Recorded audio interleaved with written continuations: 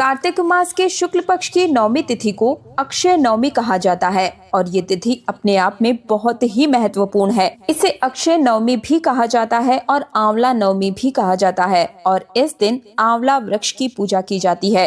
ये तिथि अत्यंत ही पुण्यदायी और बहुत ही शुभ मानी जाती है।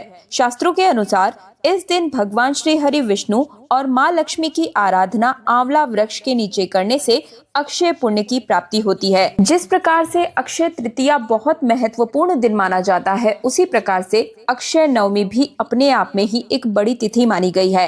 अक्षय अर्थात जिसका कभी भी नाश ना हो, क्षय ना हो। तो अक्षय नवमी पर जो भी हम पूजा पाठ करते हैं, जैसे कि आंवला की पूजा हो गई या फिर भगवान श्री हरि विष्णु और माँ लक्ष्मी की आराधना करने से और मंत्रों का जाप करने से, कोई भी पूजा पाठ करने से, दान धर्म इत्यादि करने से उनका पुण्य फल संचित हो जाता है जन्म जन्मांतर के लिए। और इसीलिए शास्त्रों के अनुसार इस दिन आंवला के नीचे भगवान श्री हरि विष्णु और माँ लक्ष्मी की पूजा करनी चाहिए। हो सके तो वहीं पर भोजन पकाकर सबसे पहले भगवान विष्णु और शिव जी को भोग अर्पित कीजिए और इसके बाद में ब्राह्मण को भोजन करवाइए और तब इसके बाद प्रसाद स्वरूप आप स्वयं भी ग्रहण कीजिए। ऐसा करने से किसी भी प्रकार की कोई भी परेशानी हो, उससे आपको मुक्ति मिल जाती है। तो आज की इस वीडियो में आप सभी जानेंगे कि साल 2025 में आंवला अक्षय नवमी किस दिन पड़ रही है, कार्तिक मास के शुक्ल पक्ष की नवमी तिथि कब प्रारंभ होगी और कब इसका समापन होगा, अक्षय नवमी का व्रत हमें किस दिन धारण करना है और आंवले की पूजा का शुभ मुहूर्त क्या होगा। अक्षय नवमी का व्रत अगर आप धारण करते हैं तो व्रत के नियम क्या क्या होंगे और इसकी पूजा विधि क्या होगी, व्रत का पारण आपको कब करना चाहिए और कैसे करना चाहिए, सारी जानकारी आज के इस वीडियो में आप सभी के साथ शेयर करूंगी। तो 5 से 10 मिनट का समय निकालकर इस वीडियो को पूरा अंत तक जरूर देख लीजिएगा। निवेदन है आपसे, साथ ही भगवान श्री हरि विष्णु की इस वीडियो को लाइक करके कमेंट सेक्शन में जय श्री हरि विष्णु जय माँ लक्ष्मी जरूर ही लिख दीजिएगा। तो बात कर लेते हैं कि साल 2025 में आंवला नवमी किस दिन पड़ रही है, तिथि कब प्रारंभ हो रही है और कब इसका समापन होगा। तो देखिए, कार्तिक मास के शुक्ल पक्ष की नवमी तिथि प्रारंभ हो रही है 30 अक्टूबर को सुबह 10:06 पर और नवमी तिथि का समापन होगा 31 अक्टूबर को प्रातः काल 10:03 पर। तो ऐसे में सूर्योदय कालीन तिथि के अनुसार अगर देखा जाए तो 31 अक्टूबर को यानी कि शुक्रवार के दिन आंवला नवमी मनाई जाएगी। और अगर आप आंवला नवमी का व्रत धारण कर रहे हैं तो आप 31 अक्टूबर 2025 को शुक्रवार के दिन आंवला नवमी का व्रत धारण कर सकते हैं। और बात कर लेते हैं कि व्रत के नियम क्या क्या होंगे। तो देखिए, अगर आप आंवला नवमी का व्रत धारण करते हैं तो प्रातः काल जल्दी उठ जाइएगा और उठकर नित्य कर्मों से निवृत्त होने के बाद स्नान इत्यादि करने के बाद में साफ स्वच्छ वस्त्र धारण कीजिए। हो सके तो इस दिन पीले रंग के वस्त्र धारण कीजिएगा। वस्त्र धारण करके भगवान सूर्यदेव को जल दीजिएगा और इसके बाद घर के मंदिर में जिस प्रकार से आप प्रतिदिन की पूजा पाठ करते हैं वैसे ही आप करेंगे।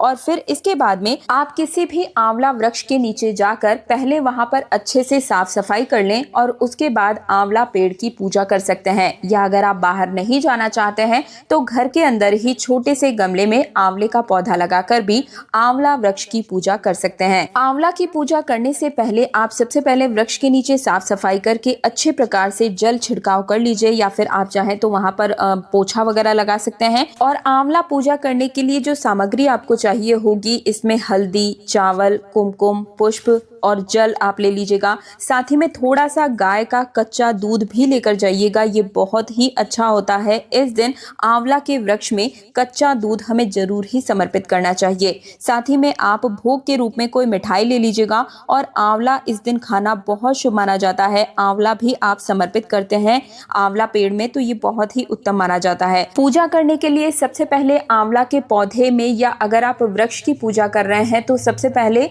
जल समर्पित करेंगे और इसके बाद में हम पेड़ के ऊपर में या अगर आपने गमला लिया है तो गमले के ऊपर में आप स्वास्तिक का चिन्ह जरूर बना लें और एक स्वास्तिक आप नीचे फर्श पर जमीन पर भी बना लीजिएगा। स्वास्तिक चाहे तो आप कुमकुम से बना सकते हैं या हल्दी से बनाते हैं तो और भी ज्यादा शुभ माना जाता है। जो आपने फर्श के ऊपर में स्वास्तिक बनाया है, इसके ऊपर आप एक घी का दीपक प्रज्वलित कर दीजिएगा। और अब हम आंवला वृक्ष के चारों तरफ में दूध समर्पित करेंगे, दूध को सिंचित करेंगे। इसके बाद हल्दी और चावल से टीका करेंगे। टीका करने के बाद में हम धूप, दीप, मिठाई, फल इत्यादि समर्पित कर देंगे और फिर इसके बाद में आंवला की परिक्रमा करेंगे। आमतौर पर 7 या 11 परिक्रमा की जाती है, लेकिन अगर आप 11, 21 या 108 परिक्रमा करते हैं तो ये बहुत ही अच्छा है, लेकिन कम से कम 7 परिक्रमा अवश्य ही करें। और ध्यान रखें कि परिक्रमा करते समय कलावा जो धागा है वो आपको लपेटते हुए चलना है। जो आंवला का वृक्ष है उसके चारों तरफ में लपेटते हुए चलें और साथ ही में आपको भगवान विष्णु के मंत्र का जाप करना है। ओम नमो भगवते वासुदेवाय नमः, इस मंत्र का जाप करते हुए आप कलावे को लपेटते हुए चलेंगे और पूजा के अंत में आंवला वृक्ष से हम गले मिलेंगे, क्योंकि अगर हम किसी भी पेड़ की पूजा करते हैं तो उससे हमें अंत में गले जरूर ही मिलना चाहिए। माना जाता है कि आंवला भगवान विष्णु का प्रिय वृक्ष है, इसलिए उनकी विशेष कृपा इस दिन मिलती है। तो हो सके तो इस दिन आप चाहें तो आंवला वृक्ष के नीचे भगवान विष्णु की मूर्ति या तस्वीर ले जाकर उनका भी पूजन कर सकते हैं। शास्त्रों के अनुसार आंवला वृक्ष के नीचे जल चढ़ाते समय मन में कोई न कोई मनवांछित इच्छा जरूर ही रखें, क्योंकि आंवला नवमी को इच्छा पूर्ति का श्रेष्ठ दिन माना गया है। और अगर आप चाहें तो घर के अंदर पौधा लगाकर भी विधि विधान से पूजा कर सकते हैं। आने वाले कुछ दिनों में आप सभी को आंवला नवमी की सरल पूजा विधि मैं खुद करके भी दिखाऊंगी, तो इसके लिए आप हमारे चैनल को अभी से सब्सक्राइब कर लीजिए, ताकि आने वाले सभी व्रत विधि, शुभ मुहूर्त और उपायों की जानकारी हर रोज आपको मिलती हुई चली जाए।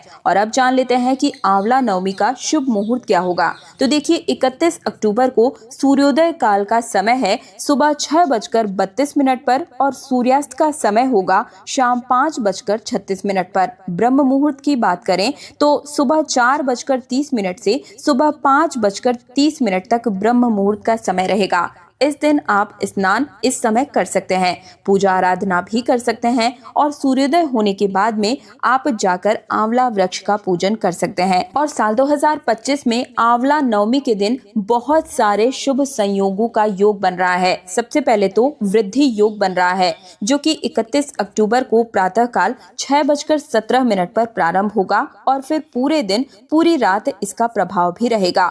तो वृद्धि योग, जैसा कि नाम से ही पता चलता है, हम जो भी पूजा पाठ करेंगे, मंत्र जाप करेंगे, कोई भी चीज का दान करेंगे, कोई नई चीज खरीद कर लाएंगे, उसमें वृद्धि ही होगी, तो इसका फल बढ़कर ही हमें प्राप्त होता है।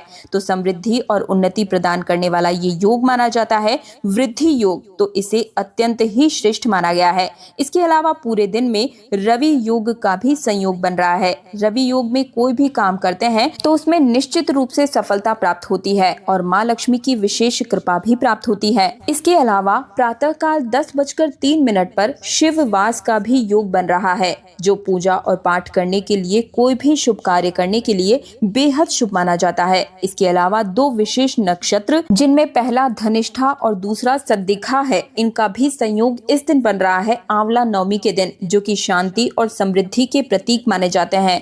तो इन सभी शुभ संयोगों में हम माँ लक्ष्मी और भगवान नारायण की पूजा करते हैं तो जीवन में सुख ही सुख आता है और समृद्धि की ओर सौभाग्य की प्राप्ति होती है, मनोकामनाएं भी पूर्ण होती है और जन्म जन्मांतर की जो भी पाप है, कर्म है, वो समाप्त हो जाते हैं और इसके साथ ही जन्म जन्मांतर के लिए पुण्य कर्म संचित होते चले जाते हैं। अब बात कर लेते हैं कि इस दिन हमें क्या दान करना चाहिए। तो देखिए, आंवले का दान करना इस दिन बहुत शुभ माना जाता है। आंवले के जल में स्नान करना और आंवले की पूजा करना आज के दिन अत्यंत ही आवश्यक है।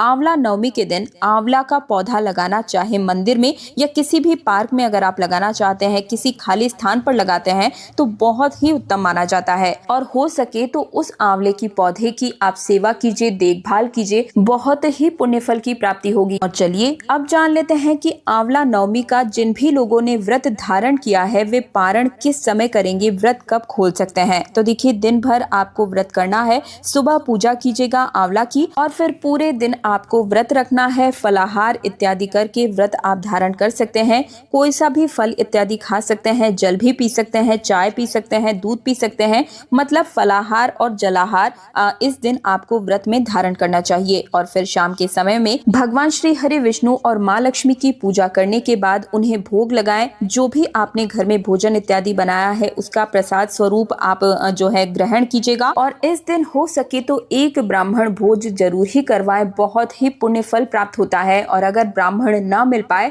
तो एक व्यक्ति के बराबर में भोजन इत्यादि जैसे कि चावल हो गया, दाल, आटा इत्यादि आपको कच्चा जो सामग्री होती है वो जरूर ही दान करना चाहिए। और इस दिन शाम के समय में आप भोजन करेंगे, बहुत ही अच्छा व्रत माना जाता है। मैं तो यही कहूंगी कि आप सबको इस दिन व्रत जरूर ही करना चाहिए। भगवान विष्णु, माँ लक्ष्मी दोनों की कृपा एक साथ आपको प्राप्त होती है।